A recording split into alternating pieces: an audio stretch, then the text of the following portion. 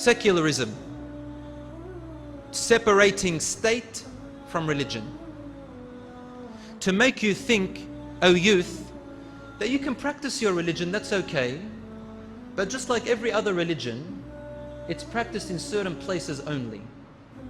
Inside the mosque, inside the church, inside the monasteries, inside the temples, but outside, different story.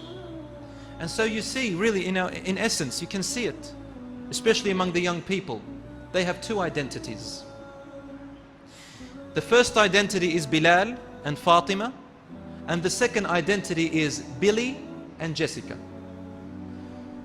They have the identity Bilal with the cap, and an identity outside Bilal with the other cap on the side. I mentioned the cap, what I mean by it's just a symbol. The cap is not really something that is everything in Islam. Mainly it's the character and the identity. But what I mean by that is the identity is changed. Fatima with a hijab. Outside, Fatima, different story, tight clothing, and so on and so forth. The whole perception is changed. Embarrassed to show their deen, as though it's just inside. At work I'm another person, at home I'm another person. In the masjid I'm religious, out in the street I'm something else.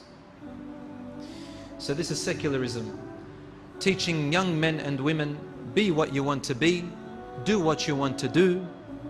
Religion is a distraction. Religion is for the ancient minded. Islam is like any other religion. It's a restriction. And it's sad to say, wallahi, with great sorrow, that even some religious people make religion seem that way too.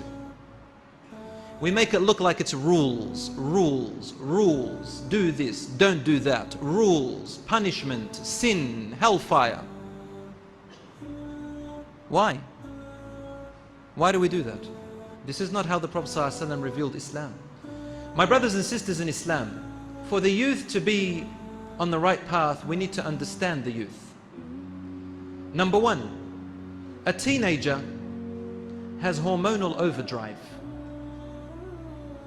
Their hormones are all over the place.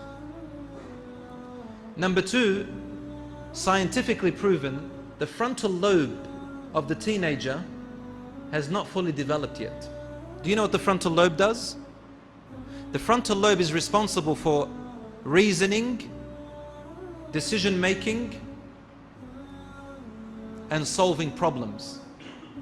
In a research by the National Institute of Mental Health and University of California, they said that the development of the frontal lobe occurs from the age of 4 years old to the age of 21 years of age.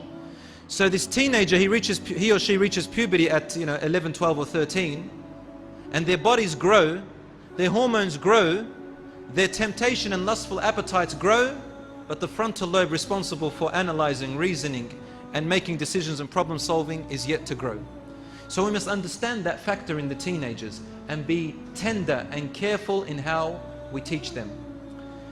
The teenager is very sensitive about their image, their perception of how people think of them. They want to be respected. They want their views to be acknowledged.